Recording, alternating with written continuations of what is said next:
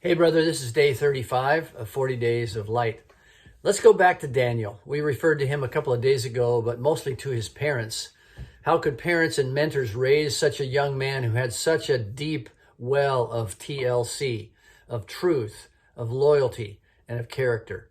But Daniel himself was an amazing person, and it gives us hope, gives us courage to keep doing what is right because God may grant us a great victory. Even so, as the audience of one, we're rewarded because we're obeying him. But look what happened in the life of Daniel.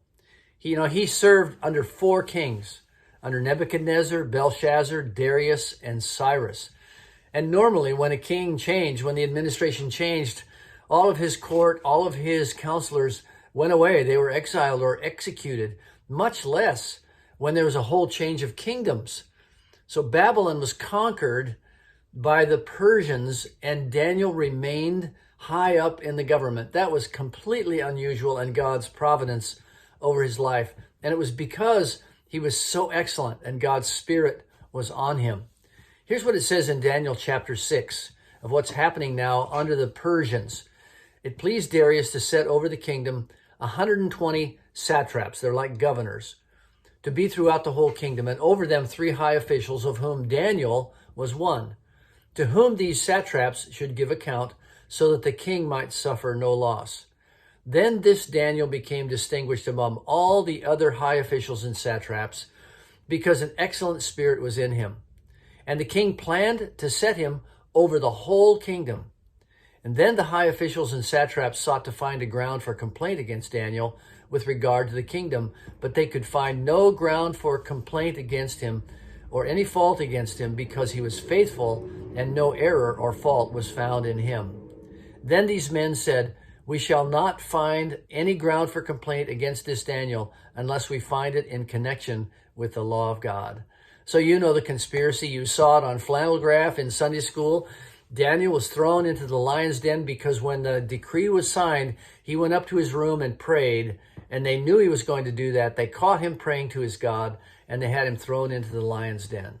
But he came out victorious, and God granted him freedom again. But here's the victory that took place then.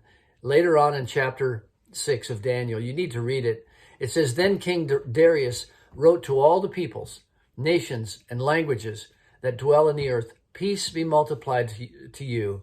I make a decree that in all my royal dominion, people are to tremble and fear before the God of Daniel. For he is the living God, enduring forever. His kingdom shall never be destroyed, and his dominion shall be no end. He delivers and rescues. He works signs and wonders in heaven and on earth. He who has saved Daniel from the power of the lions." So this Daniel prospered during the reign of Darius and the reign of Cyrus the Persian. What an amazing story this is. And it gives us hope to not stop doing well. Do not grow weary in your well-doing. But it also is a warning. Something, in fact, may be found against you solely because you believe in a God of truth, and you are loyal to that God of truth, and your character shows that you live for this God. Nevertheless, take Daniel as an example. Take him as an encouragement.